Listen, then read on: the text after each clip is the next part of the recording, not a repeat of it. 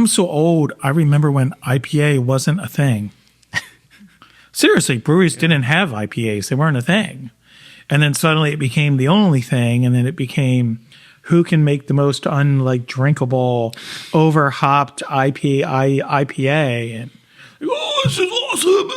It's like, so I like talking to people that have seen this before, because it's the same thing that the conversation we had outside about the seltzers and then now the hard iced teas. And it's just like, yeah, but it's just cannibalizing what seltzers was before that, and seltzers was cannibalizing whatever was before that. Like, people think that this is going to now take over, but like when you have this longer view on things, you're able to see kind of the ups and downs, patterns of the industry, the patterns. If you can recognize patterns, you can know what's going to happen.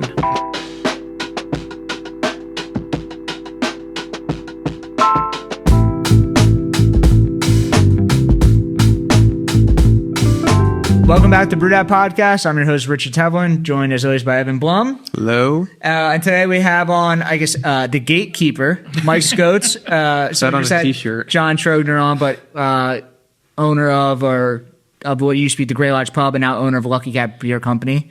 So a legend in the game, I guess. Lots of people have known who you are, still know who you are, but it's you have been in the Philadelphia craft beer scene since the early 90s, right? 96. We became the Grey Lodge in 96. I bought the bar in 94 with 3 other people, and by 96, I was the last person there.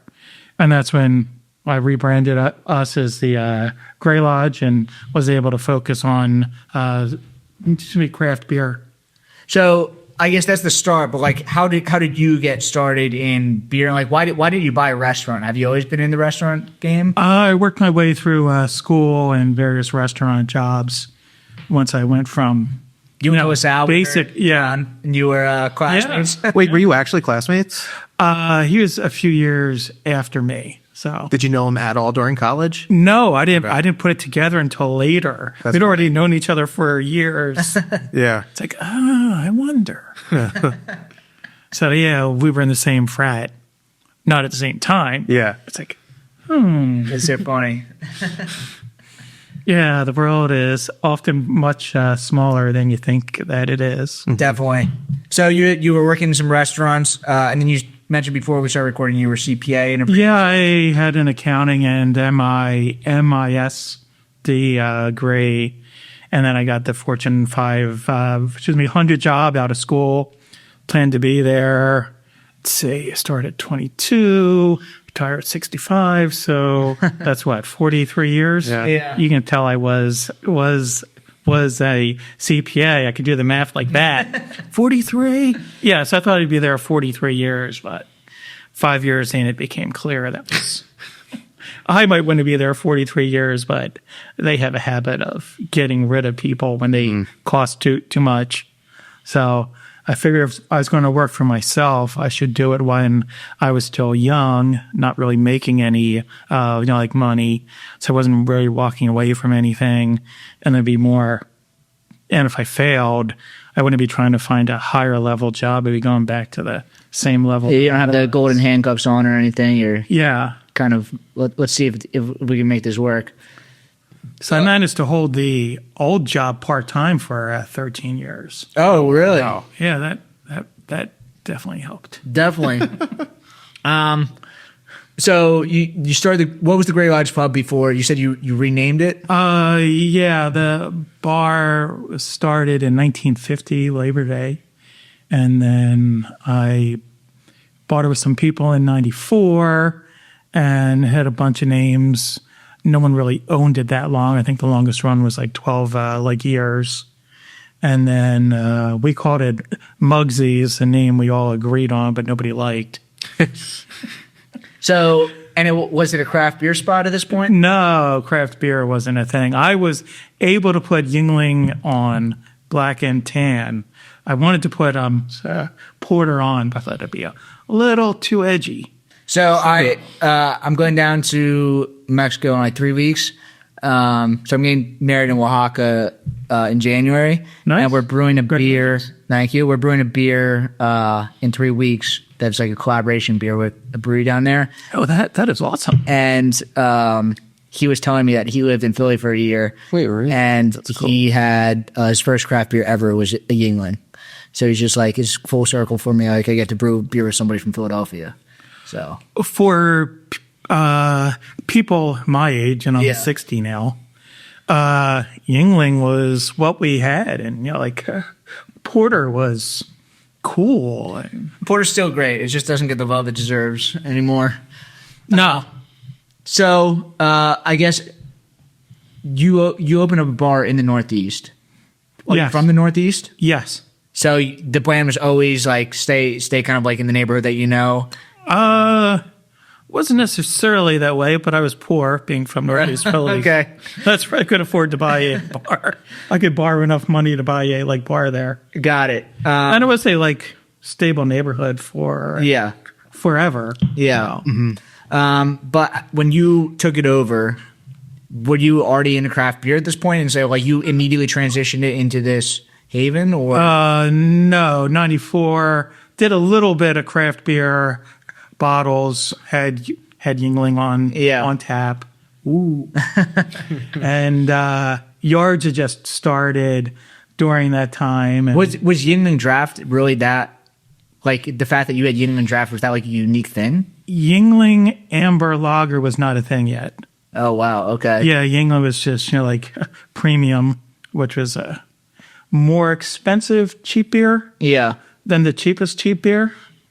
And then they had porter, and they had black and tan, which only came in 16-ounce cans. Mm-hmm. And also 16-ounce cans back then. Wow. Yeah, it was the world was very, very different back then. What were the cheap beers back then? Were they similar? Lion's Head was $8 a case. Bottles. Did they still have the characters on the bottle cap? I don't believe so. I know the labels were upside down, backwards, inside out. It's $8. It wasn't your first beer of the night or your second. But, for the third beer of the night, it's this is a beer. Yeah. Porter, Yuengling would be the first beer. Okay, cool. Me and Cole were at a bar the other night, and we saw hams. They were selling cans of hams. And I'm just I didn't even know they still made these, potentially. I feel like Hams is always there. It's a stalwart. It's always kind of in the background there. I think that's one of those brands PBR ended up owning all of it, and they bring some of it out now and again. Yeah, there's all these random brands from the Midwest that kind of just every once in a while come back. It's they're on special at your beer distributor for $8 a case. Mm-hmm. Mm-hmm.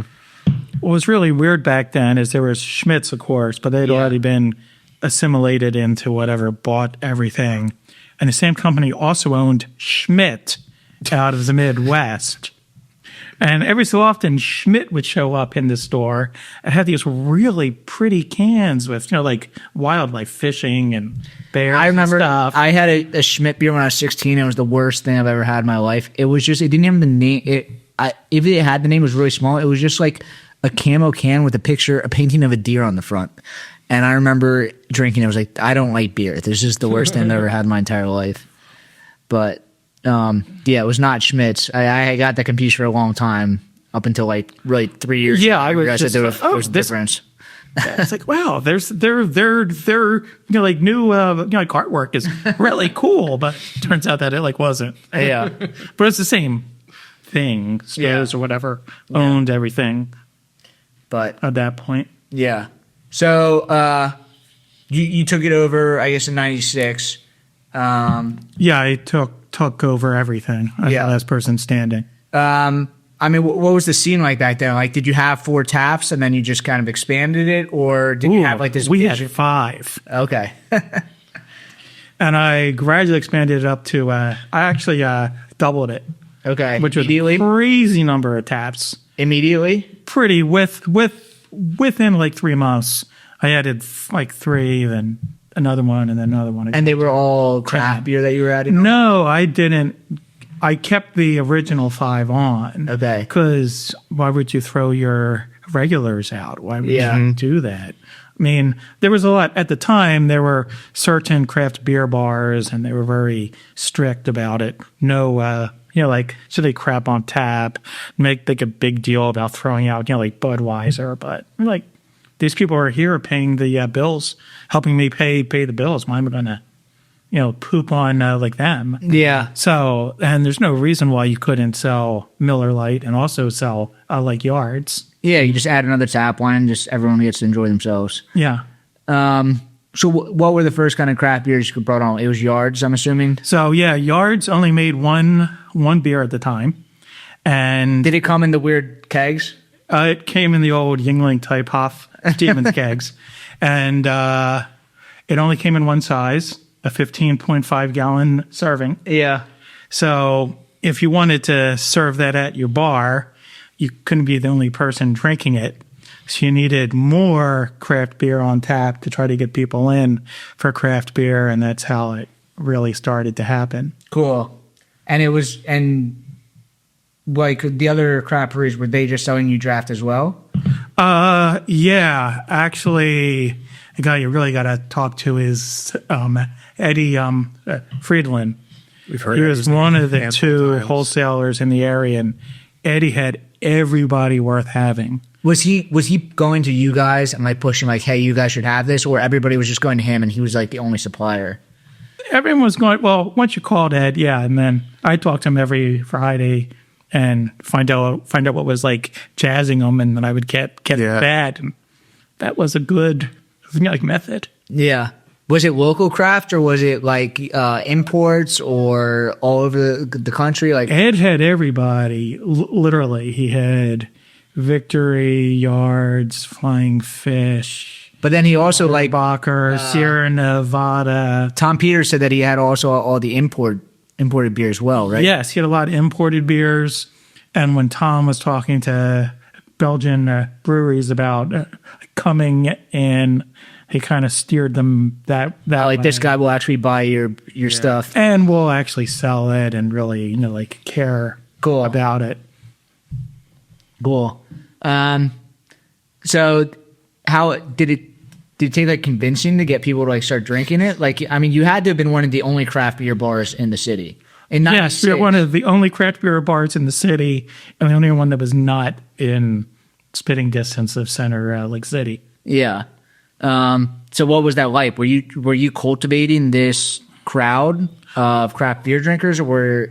Yeah. I mean, the way I looked at it is that Northeast Philly has 390,000 people in it. 393 was the number, and would be the second largest city in Pennsylvania. Pittsburgh would be like third. Yeah. So. Wow. There might not be room for two craft beer bars in area of 393,000 people, but there had to be enough room for one. Yeah. And then Jersey also was a wasteland at the time, so we were right by the bridge. Mm-hmm. You see a lot of businesses doing like that. Yeah, we were south. We were the south. Jersey beer like bar also. Mm-hmm. Cool. So we were talking before you guys had food. Did you guys have food when you started, or at some point you brought that on? We had a bar food, pizzas that we made. Pizzas which were way better than they should have been. Like wood-fired pizzas? Like somebody... I thought pizzas got popular in like 2015, like the wood-fired craft pizzas. One of those carnival type pizza ovens that is basically like a toaster. Yeah that. And what were you kind of making them like? Well, we found the frozen shells. Okay. And then we used a little bit of oil. Yeah. Provolone cheese, that was the secret. Really? Provolone cheese, sauce on top, garlic and oregano. Way better than it had any right to be. Somehow the toaster oven just crisped it on both sides, and I've never heard provolone cheese on pizza. Like, what does it do? That is actually a Mayfair thing. Really? Tony's, which is no longer there, they used Prov. And there's probably other places that use provolone also. So it's just a different... It was already a thing, or were you guys the first ones to kind of like... Well, my head part bartender at the time, which became my business partner, it was his call. Okay. I can't take credit for it. But yeah, Pat's the one that got me to use provolone. Cool. cheese. Okay. There's a long time they were doing that on cheesesteaks that, like, I don't know, it doesn't happen as frequently, No. but it used to be a big thing. Cooper Sharp is That's the thing that everyone loses their mind over now. Yeah. It's like there's like cycles, like every 5 years. It's like everyone's trying to keep up with the cheesesteak styles. So I guess you were this like beacon of craft beer in the area. Like I know that you did the was it Firkenteenth? Friday the 13th, yeah. Friday Started that in 1998. It's Really? Still, That still early. going on. So we're about the January is the next one. And you do it at Lucky Cat? We do it at our mutual spec Cool. mixing room. And how many people came to the first one? Like, what was that like? You were trying to like get people like, hey, you guys should make a Firkin for us, or like, Well, just Firkins Cask there. Ale was becoming a thing in the city. Okay. And I wanted to start doing Cask Ale, but you can't just start doing Cask Ale because it has a short shelf life and there's a learning component to it. So I was thinking about Firkins, and then it was 97 and I was on the L going to the part-time job and reading the newspaper, and I was talking about Friday the 13th and how next year there'd be, like 3 of them. So I was thinking Firkin, 13th, Friday the 13th. So the first one, we had 2 pins and a golden gate, which is slightly larger than a pin. And the goal was to not lose any money. That was always the goal in the beginning. were people into it at first? Like, you took all the The immediately? first one, we sold all the beer. We didn't lose any money, so it was a win. And the second one was a month after that. And then by the time the third one happened that year, it got Oh, I didn't realize that became you're doing a like thing. multiple ones in a year. I thought it was like every one a time year. it's Friday the 13th, which is 1 to 3 times a year. Wow. Next year will be a 3, Okay. 26. You break out the Old Farmer's Almanac. Nice. I am quite an expert on Friday the 13th. Oh, It's funny. It's like a trivia question. So, like, what did it expand into, the Friday the 13th? Because that's like kind of a legendary thing that, like, everyone has heard about it before. But like at its height, what was it? It was like how many brands did you have there? at the height was when Philly Beer Week and the 13th overlapped. Okay. And we opened at 9 a.m. and we had 31 Firkins. Wow. Oh my gosh. And we were sold out by 8 o'clock at night. Wow. We had the best week we would ever have that day. A level we'd never hit again. Just from that like one day alone. Yeah. That's crazy. Yeah, it was just an insane day. And what year was that? 2006, Okay. maybe? Was that kind of the height? 2007? Was that the height of? That's pretty much, yeah, that's when everything peaked for us, pretty much. And it We went on for a few more years doing pretty good, and then the world got, different. Definitely. The so you mentioned Philly Beer Week. I know you've been involved with Philly Beer Week basically from its inception. What was Philly Beer Week at that point? Like, it was you guys and probably a couple other locations from at the start.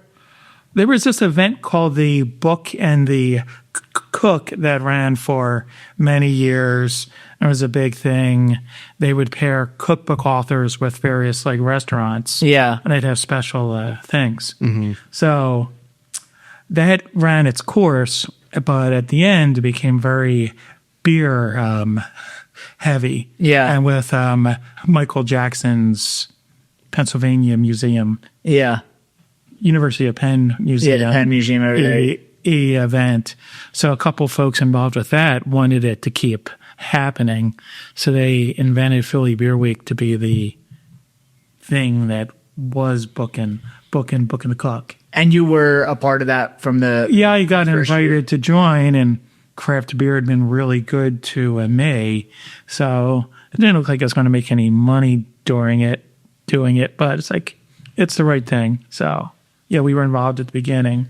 And then a year later, William and I came up with the hammer. Yeah, we got that story. And yes, neither of us were like on the board at the time. We just decided to like do it. That's funny. So was that something that like you guys came up with the hammer and then it went from like, probably started at your bar and then went to Standard Tap, or Being the furthest one out, we were always screwed by being the first one. Which kind of sucks. Why does that suck? Because the hammer leaves at like noon, 11 in the morning. You really want to have it show up at like 6 for sure. Everybody's So been drinking. yeah, I'm the one that does like all of the work to like set it up, and we were always the ones. You don't even get the benefit from it. At that point in time, was it still, has it always been you have to transport the hammer on a different method of travel, or? Yeah, try to do something fun like with it has always been the. Even since the inception, that's crazy. Yes. That's fun. It would be weird, like you'd send people on a like bike off with it. Bye. It's like then it would show up later at the opening tap 12 hours later. Mm-hmm. Do you think the Northeast has different drinking habits from other parts of the city? The way it was, yes, it was the biggest market for twisted Twisted tea. Yeah. Really? And I sold a lot of Miller Lite. You really would not believe just how much Miller Lite I heard I sold at the Great. In most markets on the East Coast, Bud Light dominates, but in Philadelphia, Miller Lite is larger. Yeah. Primarily because the Northeast. Yeah, I didn't.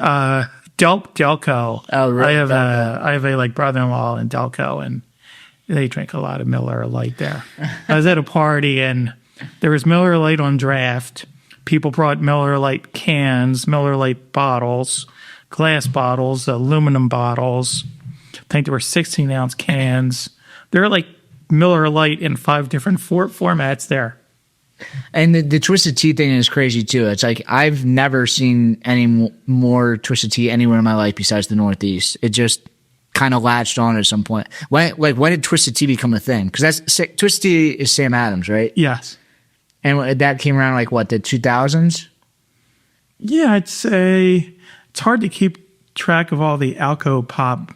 We were talking about this outside with John. Like it's this rotating door of just like, it's not beer, but it's just like, all right, it's Twisted Tea, it's a wine cooler, it's a seltzer, now it's the hard iced tea. Yeah. It's like all these things are rotating through, and everything's like, no, there's the next thing. In 2 to 3 years, it's going to make a new I was drinkable thing. Driving last night, and Lipton has a hard iced tea. Oh, yeah. Yeah.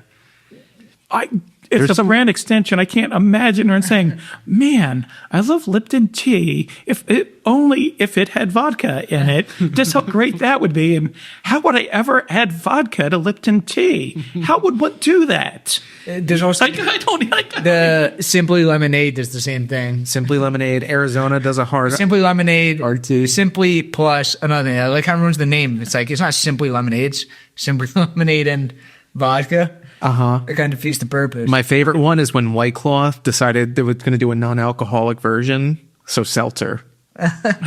It's like ridiculous. But there's some crazy ones. I don't know why Sonic had a hard seltzer, like the fast food chain. Sonic came out with a hard seltzer. Everybody's got something. It's kind of funny. Someone says, "Hey, Sonic, if you like let us license our name, here's some money." Yeah. Go for it. Speaking on like kind of this vein, you had a bar when this was popular. What were the Four Loko days like? Did you guys sell Four Loko at the bar? No, I never appeared on my radar. Okay. All right. Because that was like I thought I was old at that point. I was 18, 19 years, 17 to 18 years old, like when that happened, and it like hit us as 17, 18-year-olds. I'm like, I I never experienced that like in bars, and I don't know if it did. Yeah. If it was in bars, or it was just like kind of like a. I think it might have been just more of a like liquor store, beer store thing. Yeah. I don't know if they. Maybe it was a liquor store thing because I don't recall anyone trying to sell it to me. Yeah. It was in beer distributors, but maybe it was just like they're like bars don't want to deal with this. We're not even going to attempt to do this. Yeah, Have a house party thing. I don't recall it ever being on like anyone's sales sheet. Doesn't mean I just maybe they said it and I just didn't care. Yeah, Any it wasn't on attention your or- radar. So besides the Friday the 13th, like were there other things that kind of like defined the Grey Lodge? I mean, that's what I know you guys most by. I think the attitude that we can all get along, and it's the common just getting together over beer, not we used beer if you whether you drink Miller Lite or you drink Yards. Yeah. Let's all hang out and be friends. Yeah. And that was our vibe always. We never made people choose. We never looked down on people that drank Miller Lite. I mean, weird later on seeing people that drank Miller Lite forever started to drink craft beer. It's like, when did this happen? When did you start drinking that? Just getting peer pressured by their friends. No, it was the opposite. It just kind of naturally happened. Oh, really? No, I mean, if there was peer pressure. They many years they did not succumb to it. So Yeah, or of attrition. The what was I going to say? How many people could fit at Grey Lodge? Like, how big was the bar? I guess we had about 40 seats on the first floor and 30 on the second when we opened that. Okay. In 2005. Okay, cool. And you guys kind of like, I don't know, like, yeah, it was just like a destination spot. Were you guys having people come in from out of town? Oh yeah, we were. This is hard to believe, but we were on best beer bars in the world list. Well, that was a thing for a few years. Wow. We were globally recognized. I mean, you guys were around for 24, 25 years. It's like 24 years. That's crazy. I mean, didn't make it to 25. COVID. Yeah, But like pin in that. that's crazy. But yeah, I mean, we talk about it now. It's like what's it called? Monk's is like the beer bar that people go from out of town. But like you said, like you guys were not in Center City, so there was craft beer bars in Center City, but you're not in Center City, and somehow in the Northeast you still made this kind of destination spot. Fairmount was the hot. Really? Yeah. What were the beer bars over there? Was Kite and Key? They weren't around yet. Oh, really? Bridget's, Notre Dame, Bishop's Finger, London. Got it. Yeah, and even the more less known places always had something on too. What were kind of like the? Did you guys always have yards on? Like what were kind of like the staples of the Grey Lodge? I mean, like everyone knows you guys as the craft beer bar, but do you guys have every different type of style, or was it kind of like different things that you leaned into? We were heavy on local beer, although we didn't just have local beer. So Standard Tap was local just craft. local, but Yeah. we were heavy on local because I want to drink local beer and I want to support local breweries. So I think that's fun to have a local brewery in town after they all left. Yeah. Did you guys always have a Birkin on, even not during the? No, that was like later on because you don't want to have cask ale sitting around that's not being drank. No. That's not good for anybody. No. This episode of the Brewdat podcast is brought to you by Zilka & Co., your trusted regional brewing supply partner. Family owned for over 100 years of business, Zilka Brewing Supply has recently partnered with Breweries to bring you your favorite raw materials at a great price with $5 flat rate shipping. No pallet or liftgate charges thanks to their own fleet of regularly maintained trucks. With locations in Allentown and Hunker and a technical brewer on staff, they provide the expertise and service your brewery deserves. Reach out to Brad Adelson in the show notes and let him know Brewdat sent you. Hey, brewery or small business owner, are you tired of navigating complex brewery accounting and taxes on your own? Staying up late working on financials and getting your finances in order after a whole workday? At the Beer Accountant, they understand the unique financial challenges of the craft brewing industry. They're a CPA dedicated to helping breweries like yours thrive, with services ranging from qualified bookkeeping, business tax prep, to strategic financial planning. Stop wasting time on spreadsheets and focus on what you do best. Making great beer and running a small business, servicing over 50 breweries in 4 states. So if you own a brewery or small business, stop overpaying for reactive support and start being proactive with the Beer Accountant. Don't brew that IPA without this CPA.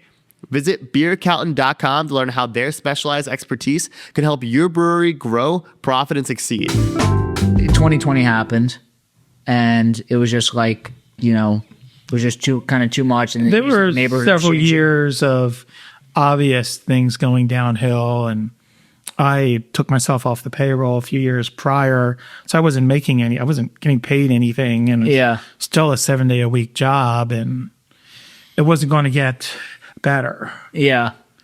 There wasn't any place to go, so COVID happened, And you had already started working on Lucky Cat at that point, right? yeah, I had was able to go with some friends and buy a building 5 doors down, this tiny building, and the plan was to have a brewery there because beer bars were already done. Mm-hmm. So I was trying to save the jobs at the lodge by having something that would actually draw people.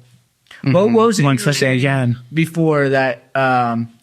It was like something about like the packaging type, or like kind of the laws changed. And then it was like, because you guys went from being like, if you wanted to get craft beer, you either had to go to a beer distributor and get a 24-pack of beer, or you could go to someplace like the Grey Lodge. But at some point it changed. Then everybody had a tap room, and then like the breweries essentially had their own restaurants. Yes, the brewery tap rooms.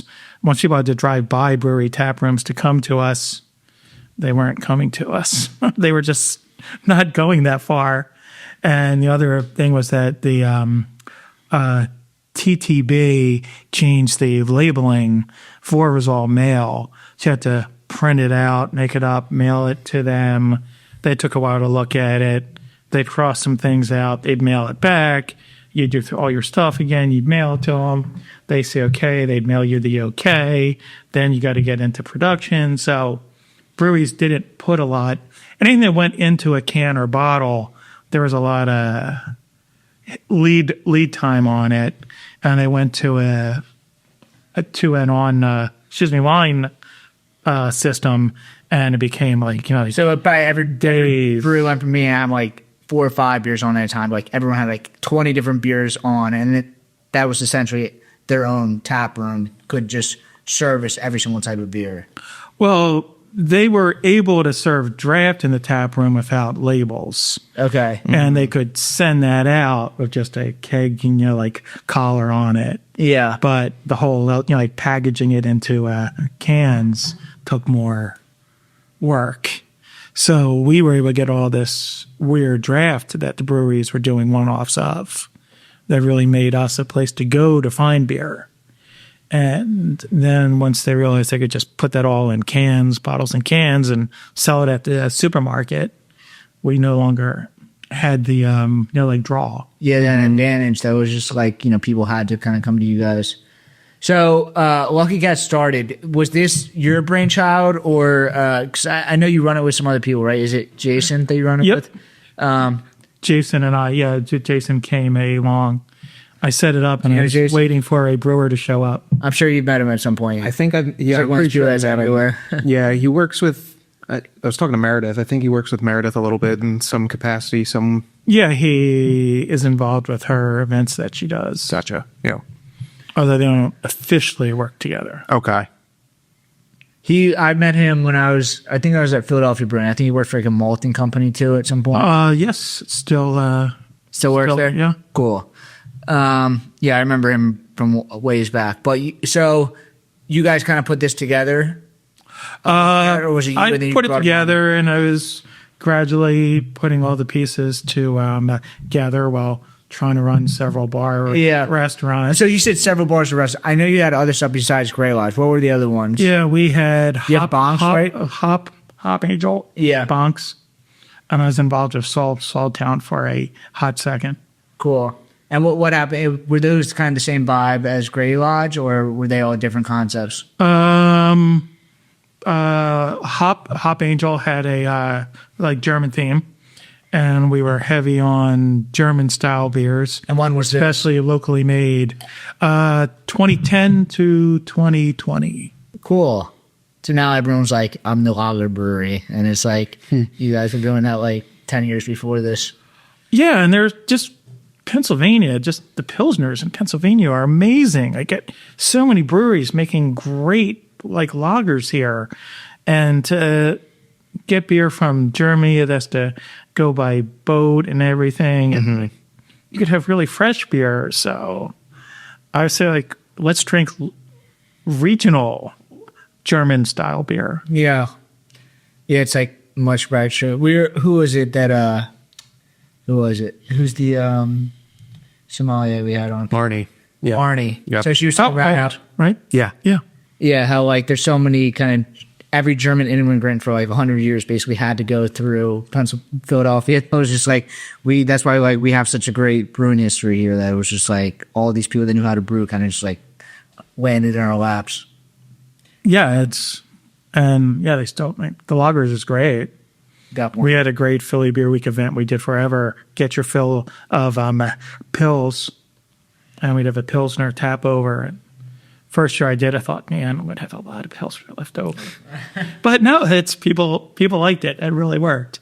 What was the evolution of Philly Beer Week? Like, did they not have a kickoff event at some point? I think there was always an opening tap. I remember there was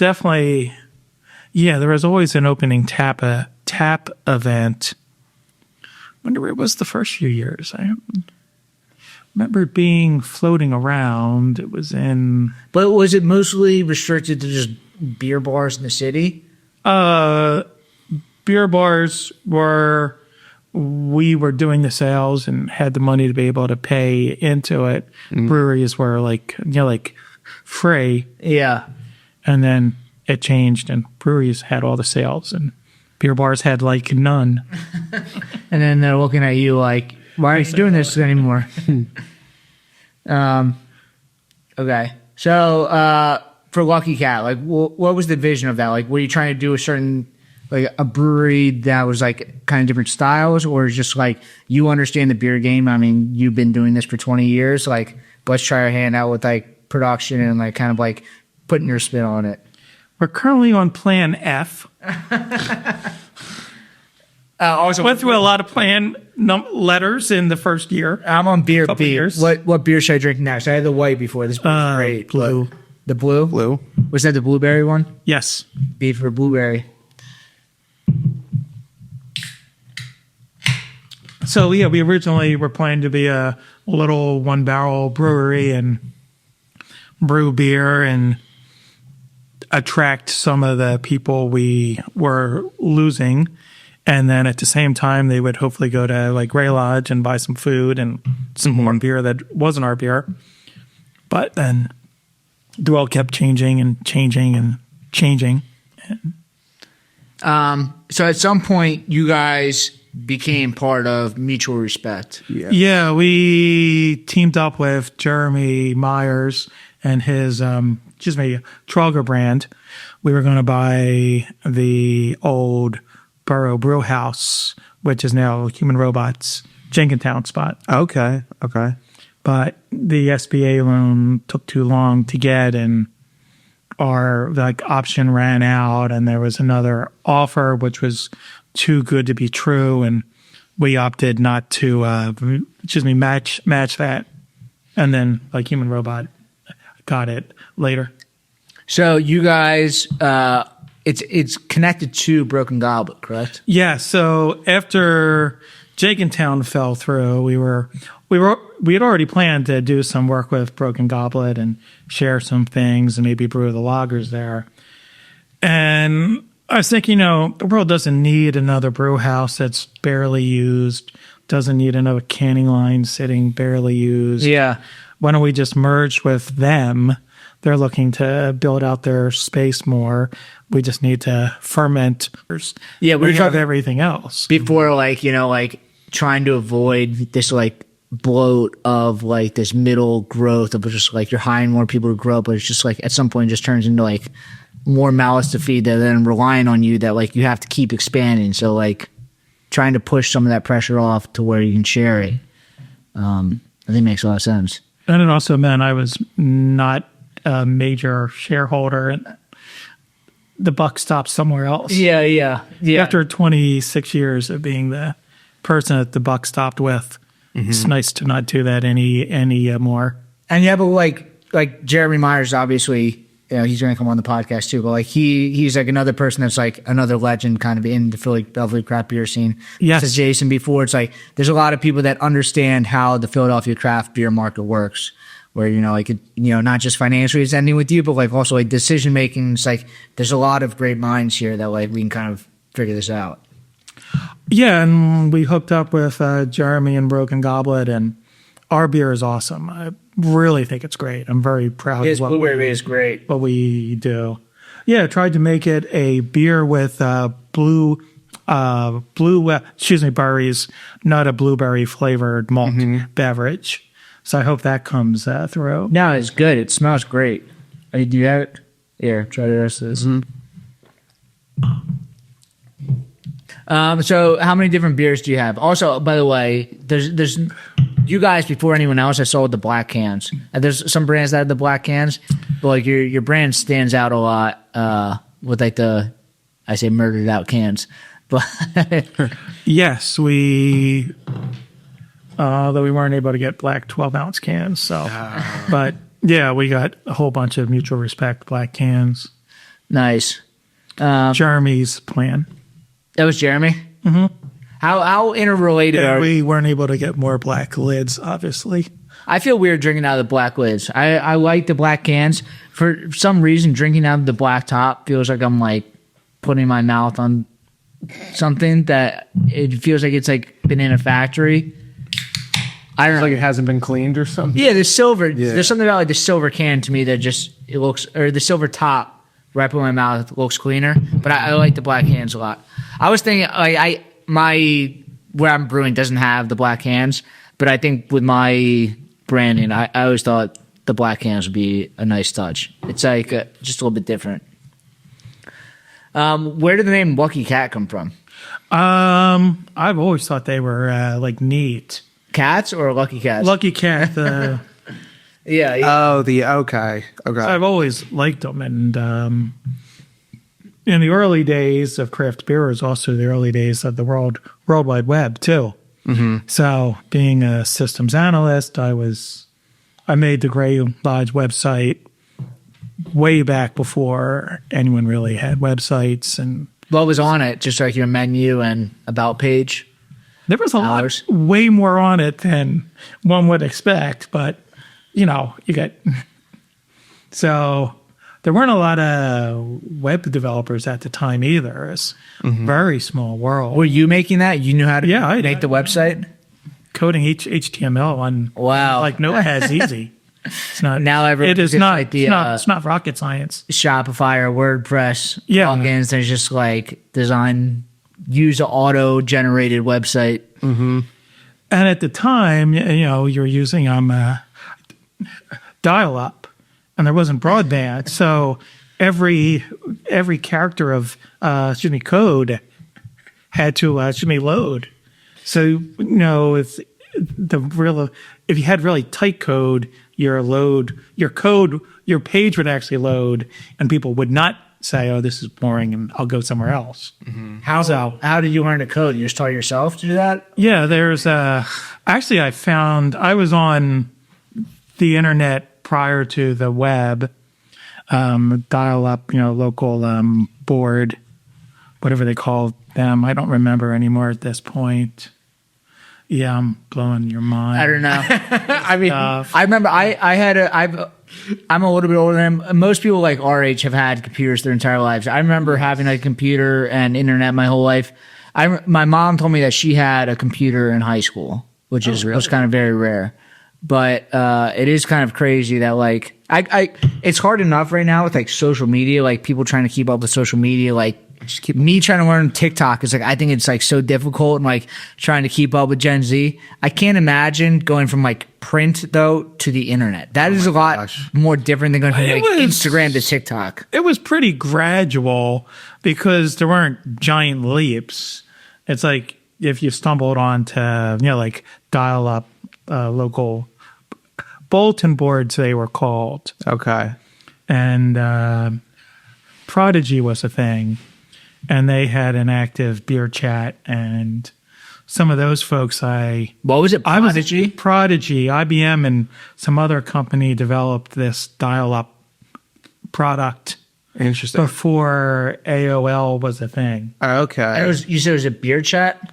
There was a beer group on it, and some of those folks ended up on Rec Food Drink Beer Usenet.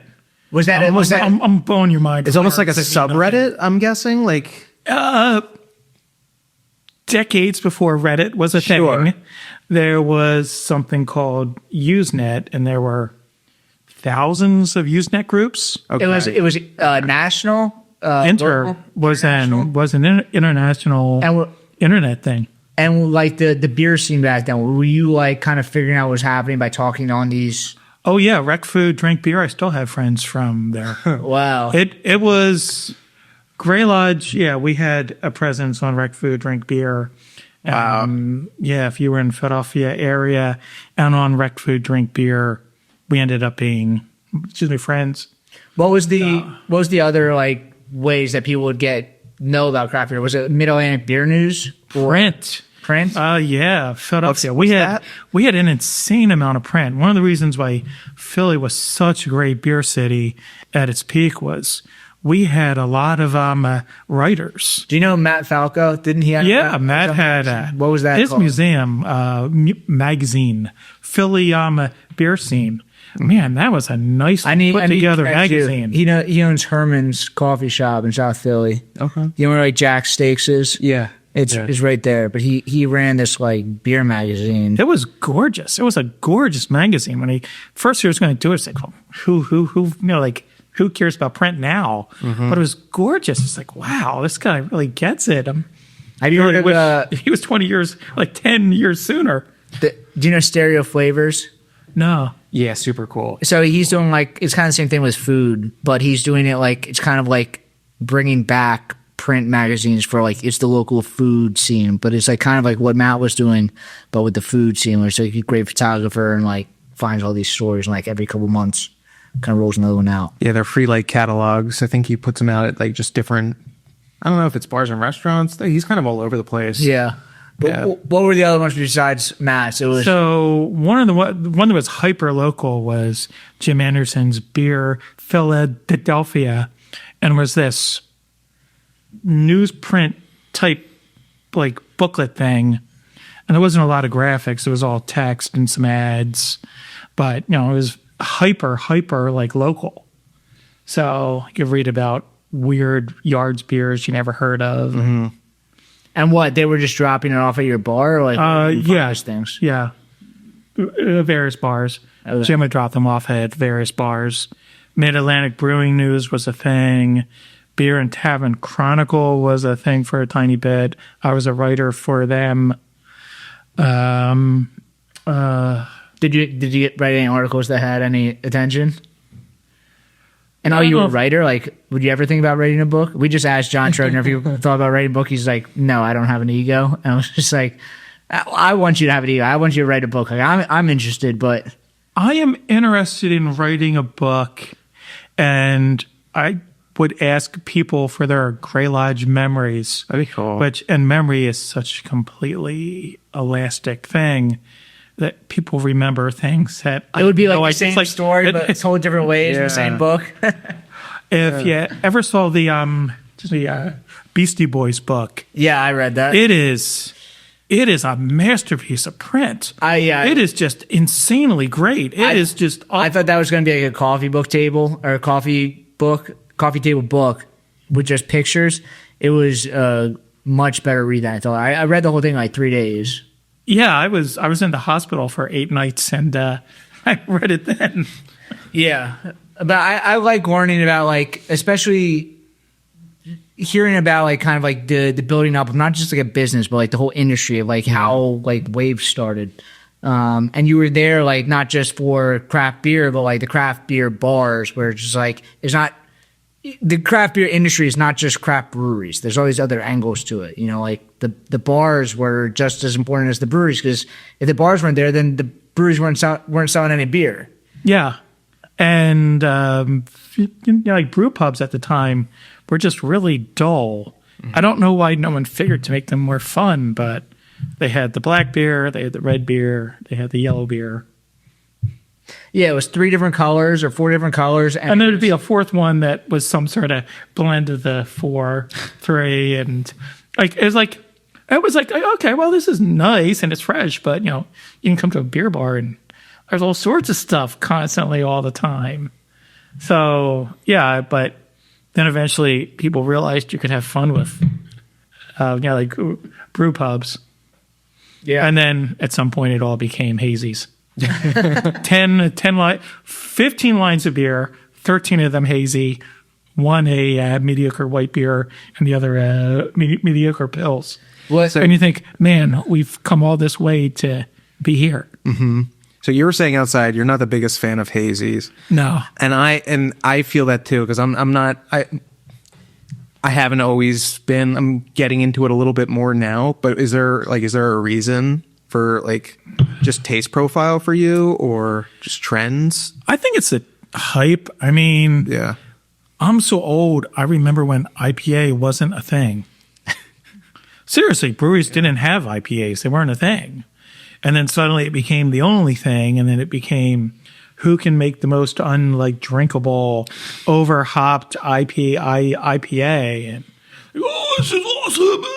It's like, so I like talking to people that have seen this before, because it's the same thing that the conversation we had outside about the seltzers and then now the hard iced teas, and it's just like, yeah, but it's just cannibalizing what seltzers was before that, and seltzers was cannibalizing whatever was before that. Like, people think that this is going to now take over, but like when you have this longer view on things, you're able to see kind of the ups and downs, patterns of the industry, the patterns. If you can recognize patterns, you can know what's going to happen. Mm-hmm. Yeah, that's one of the nice things about getting old. I mean, it's kind of sad too, because you know what's going to happen, and it doesn't have to happen that way, but it's going to happen that way. Mm-hmm. It's like, oh man, it doesn't have to be that way.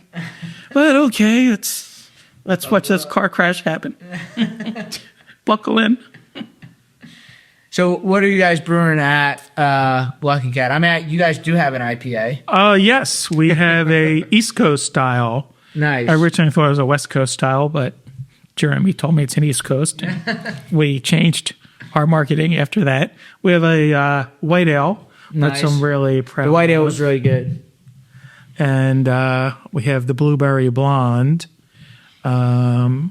which really wasn't originally on my radar, but Jeremy suggested, and I thought, I've enjoyed some really good blueberry beers over the years, and it's a style that's really not being done, and there's no reason for it to not be done. I think you might not want to drink really 20 good. blueberry beers, but one of them is really freaking good. This beer's good. There's IPA too, so. I think blueberry beers are hard to do, because blueberry is like such a soft flavor that sometimes it comes across kind of weird, but I do like this one a lot. Mm-hmm. Thank you. Do you guys do a lot of fruited stuff? Basically, Lucky Cat, the existence of Lucky Cat, there's always been everything, too much of everything. But there's a lot of things there aren't anymore, because there's no room on the shelf for them, or the brewery's too big to do it anymore. So I was looking to do a lot of beers that excited me 20-some years ago that you can't find now. So we tend to do some fruited beers, or a good number of fruited beers, because they're not really being done. Guys, a little bit of fruit and beer. Yeah. It's like, like Belgian beer is awesome, and they're great at adding fruit and beer. And Yeah.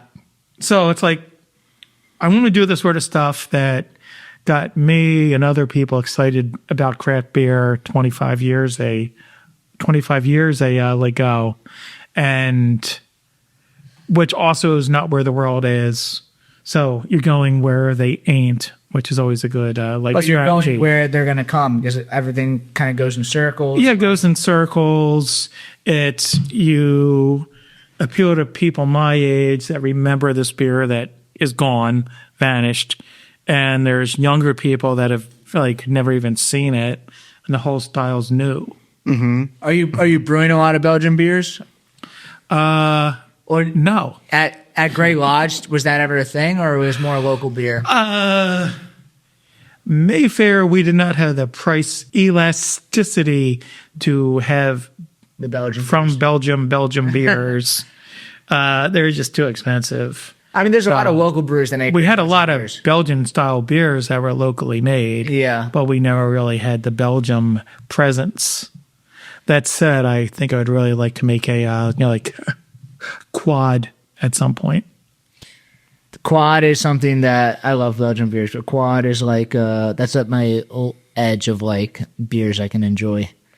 I don't know why, but like the super the like triple IPAs I cannot do. The quads, what's it called? Barley wine is not. Barley wine's a weird I thing. hate and it. I hate it. Sugar Moms had Beer Philadelphia did Split Thy Skull, and it was a fun event. Were you at Split That Skull? They just came back at Doom Bar. Yeah, Meredith Yes. ran it at Doom Bar. At Doom Bar, and what that was it was a barley wine night, or is it like a Meredith a bit. It was definitely a wide variety. Yeah, it was just like a high alcohol stuff? Yeah, more hard alcohol, like high percentage, kind of everything. There was a lot of spirits. There was a lot of barley wines, but they kind of had a bit of everything. Really? Anyone like makes one?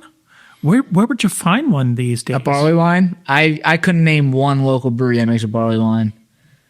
Yeah, I'm not sure. I can't remember. I mean, they had them. I mean, I remember you went to it. Yeah. I mean, breweries were small enough back then that they could do a one-off barley wine. It wasn't a big deal. Now, everyone's But even the small breweries now, I can't time and name one single brewery that. no, because they've got 20 different hazies. It's like the world's just weird. I have Like- one hazy. It's just I did it 20 times in a row. So yeah, I don't know where. There's all these styles that are out there that no one's making. Yeah. There's also something called like wheat wine, which is really awful. Wheat wine. What is this? Wheat wine. It was a beverage. I guess it was a high octane wheat beer, but it was a style for a hot second. And I was never had a taste for it. Did you ever get into wheat beers? Oh, I love wheat beers. We make a lemongrass wheat every so often, Dusty Beach Road. I don't know if it didn't make it into the brew schedule last year. Maybe 2026 it will. That's based on a beer you can't find anymore that a good-sized brewery made this lemongrass and it was awesome. And it's like, man, why can't we find this anymore? Yeah. And that brewery's gone now. But anyway, so it's like, let's try to, we don't need to reinvent the wheel. We just need to make it a again. The wheels are already there. Just need to make them. Yeah, I think a lot of the idea that like everyone's only drinking hazy IPAs, it's also breweries are not even giving the option to the consumer. A lot of breweries like aren't even brewing other beers. So it's like I think at some point when breweries start to brew other things and kind of like it used to be even 10, 15 years ago, it's like a brewery would have 20 different styles. Now you have 18 hazy IPAs and maybe like 2 lagers. And Because that's what people want. I mean, that's hey, what do you got hazy? What do you got hazy? Oh, this is so awesome. Like, that's what people want. I get it, but it's not what I want. So yeah, I think it's I mean, I'm totally like wrong time at the moment. which is fine. But I think brewers are always looking for like the value add to like give to the customers, and lagers. People thought that like, all right, I can make this lager for cheaper than I can make an IPA, but I can still charge people the craft beer price to it. But at some point now that everyone's making lagers, it's starting to get to the point where like people are having to price cut to then like stand out with their lager. But I think Belgian beer is a great way that you can make cheaper beer because there's not a ton of hops in it, and you're getting kind of a different character. That's not a lager. Like for lagers, you can never compete with the macro beers because they just can make beer for free, basically. Yeah. But if they're not making Belgian beers, like if the craft beer industry kind of leans back into Belgian beers, and for a hot minute, craft beer was all about Belgian beers. So I think that's kind of an angle that we can kind of get back to doing something unique. I'm kind of surprised no one's doing a U.S. Abbey style beer. Really, there've been a couple of Abbey beers in the U.S., but they were charging U.S. Belgian beer in the U.S. prices.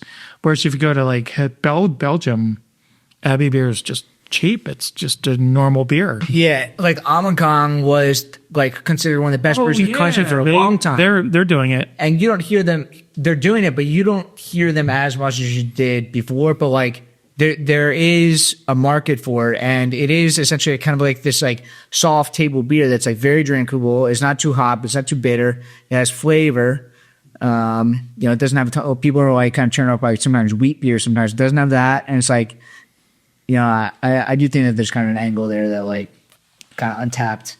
Yeah, there's a Belgian Pale Ale Void. You get that little bit of funk in the hops. Man, that is just awesome. That's just a good drinking. I do have a Belgian 4.7% beer dropping next week, but. I did not start that. Aren't we supposed to be pushing Lucky Cat beer? Yes. I don't know if there's a space cadet. I am torpedoing your episode. I'm not doing a very good job of selling Lucky Cat beer, so you might as well sell Space Cadet beer. No. Our beer is awesome. No, your beer is very good. So, like for Lucky Cat, like how many different beers do you have? Like, 3 at the moment. Never. And it's only in cans? Draft. Okay. And then when you go up to Mutual Respect, like you guys are connected to Brook and Goblet. Oh yeah, we're all 3 one thing. And kind of like the tap room is like it's all connected too, right? Yes. And you guys have like this like massive stage there, right? It's like an actual we Broken Goblet built this incredible concert hall. That's crazy. And yeah, it's a really awesome. And isn't it? It's the old stage from like the TLA or something. Yeah, the TLA stage. David, like Bowie, ended his tour there, and they like left it. So it was the TLA stage for a number of years, and then TLA got rid of it for some reason, and like we have it. Yeah. Yeah, it's cool. It's like everybody's trying to find their angle with the tap room, and you guys literally have a concert venue. Yeah. So. It is one of the things one of the best tap that helps out. Oh, yeah, we even one of the top 30 breweries in Pennsylvania. Yeah. Pennsylvania. And our brew crew is really great. I mean, I can't take credit for how good the beer is. It all goes to them. I say, let's make this thing, and it happens. Have you ever been involved in like kind of production side of it? I mean, like that was never kind of your angles. They need hands to like run the canning line. Yeah. But other than that, not really. If you want to become a good home brewer, you're making 5 gallons of crap for a while before you're making 5 gallons of great beer. And I literally ran a bar where any beer I wanted would show up in the basement. Yeah, literally any beer I wanted would show up there. It was real. It's like, this is magical. It's like, of course, you need to pay for it, but it's like Amazon for beer. Yeah. Yeah, you're coming out from like a complete different perspective. Like, there's not many craft beer bars around, and like you have this so much experience from like picking and choosing exactly what the customers want, because you're not limited to just like what one single brewery makes. Like kind of what the general customer wants of all of craft beer. A little bit different. Yeah. So what do you think is in the kind of future for Lucky Cat or Mutual Respect or Now that we have Lucky Cat White, I'm thinking of Lucky Cat Black. what would that be? I got to run it by the team, but I've been wanting to do a smoked porter. I don't know if you ever had Alaska smoked porter. Mm-hmm. I don't think I've had it, but I know it's like one of these beers that just like this has this legendary appeal. I don't know why it's so good. It's not, to me, it doesn't have a lot of smoke. And Maybe porter, I never seem to want, although I always like it when I have it. I don't know why. Like, I don't order or buy it, but I always like it.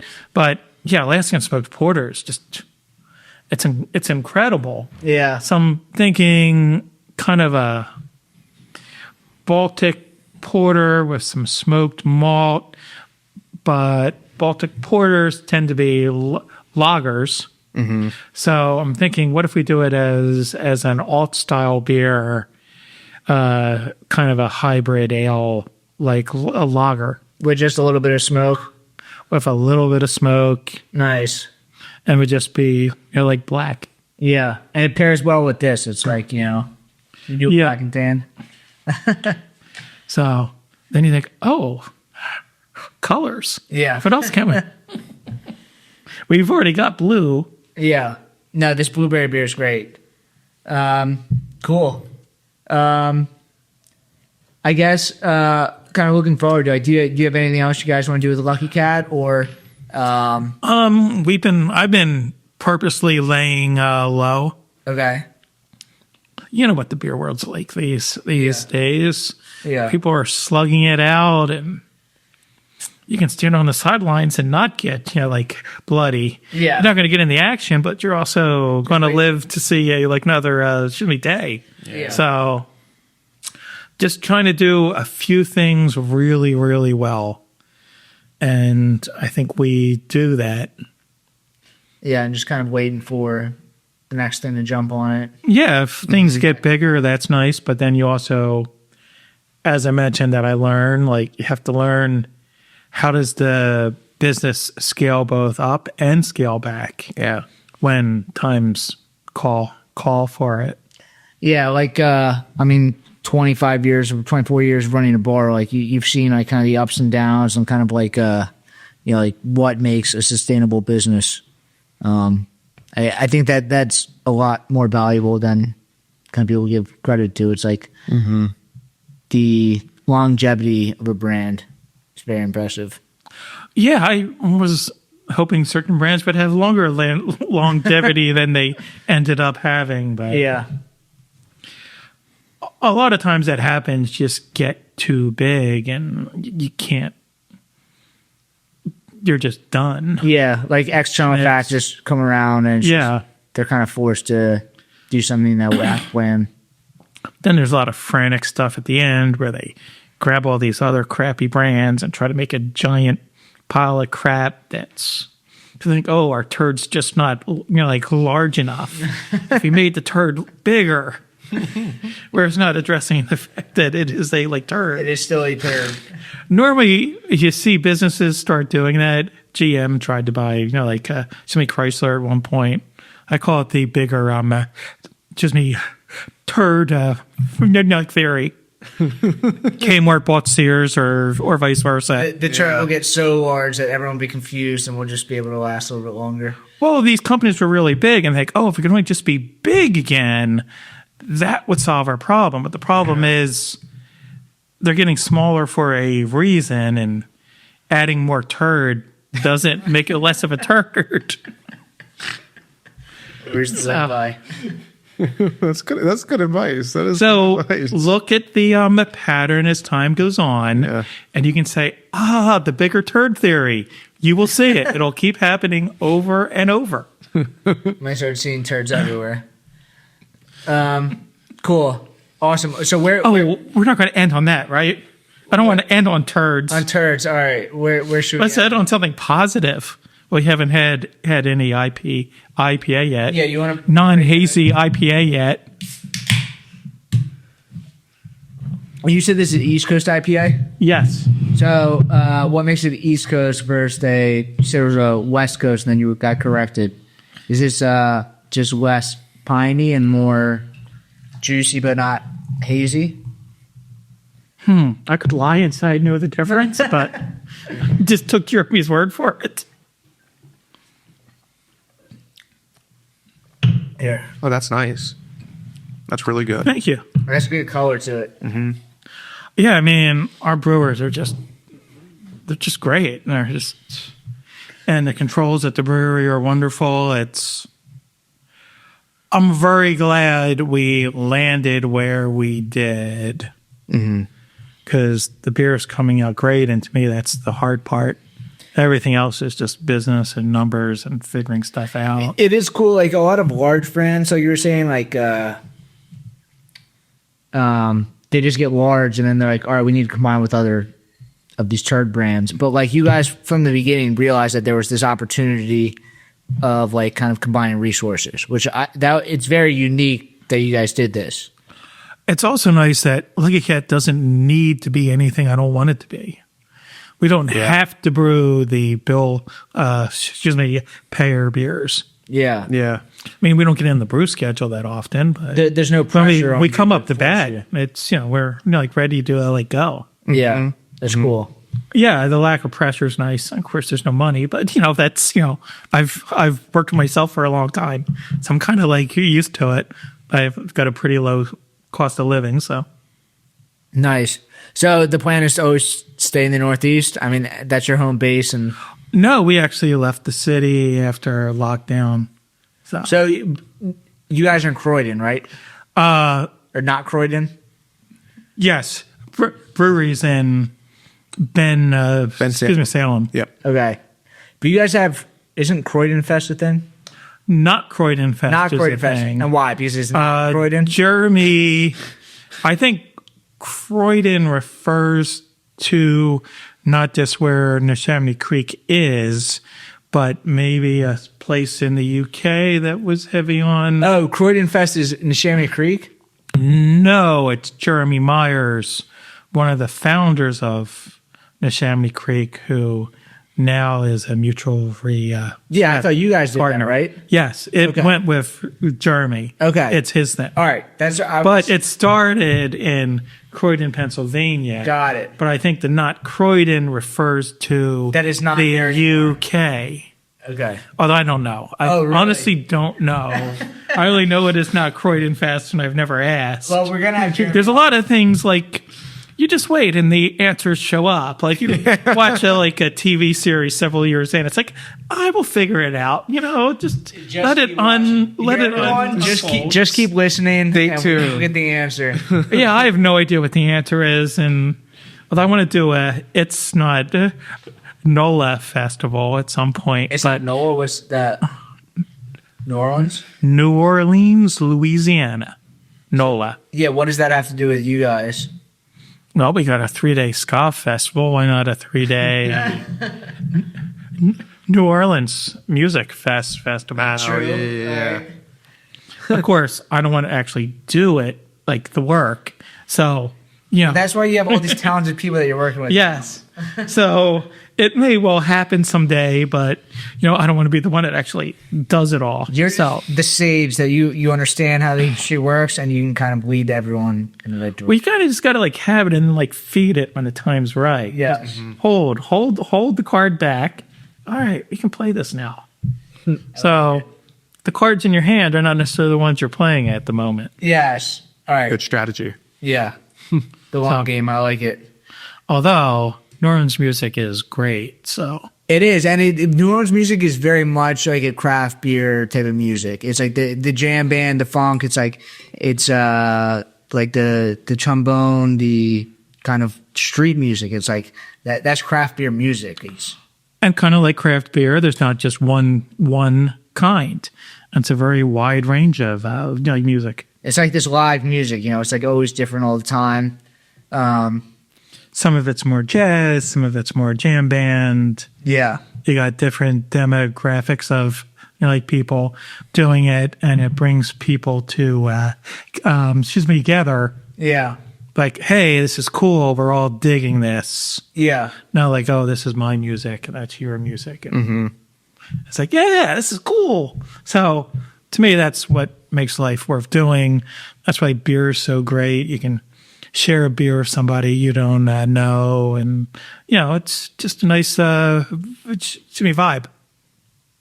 Definitely. One of my fondest memories is being on a train, picked up a couple 6-packs at the Union Station in Chicago. And, we're all traveling last class. Friend of mine, and me, and we made friends with a couple other guys, one of whom was from Netherlands, I think. So English wasn't his first language. And we were all sitting around drinking the beer that I bought. And it was just a great vibe. And then we all fell asleep and woke up in, John's town. Yeah, it's the great equalizer. Yeah, so to me, that's what it's about. Music's the same way. Yeah. It's nice having Broken Goblet and music and beer, two things that can bring folks to choose together. Cool. Like mutual respect, bringing you guys all together. Yeah. Cool. So we can find you guys it's at Lucky Cat Beer Company on social media. Lucky Cat Beer. Lucky Cat Beer. On the socials. On These socials, all these socials. Cool. Well, the socials that I do, I realize I just don't care about TikTok. I have a TikTok account. I just can't. I've been trying. I've been trying. I've been trying, and a lot of it is just like repurposing Instagram stuff. But our TikTok for the podcast does well. It's doing great right now. Yeah. So yeah. I don't know. That's why it's good to have a team, somebody that actually cares. Yes, we have a Gen Z on my team. Go Gen Z. Yeah, we have lots of Gen Zs. I'm just surrounding myself with younger people, so I feel younger. I know what it's like. Like, you don't want to be the crappy old guy. It just happens. It's like, I guess I won't fight it anymore. Just let it be. Yeah, everybody's going to go through it at some point. No wonder they're crappy. I get it now. So Lucky Cat Beer, right? Yep. Lucky Cat Beer. And then you can find us at Brewdat, at the Brewdat Podcast. Just subscribe on YouTube, follow. 5-star. 5 stars, comment, give Evan a compliment. And we'll see you guys next week. Thank you. Thanks.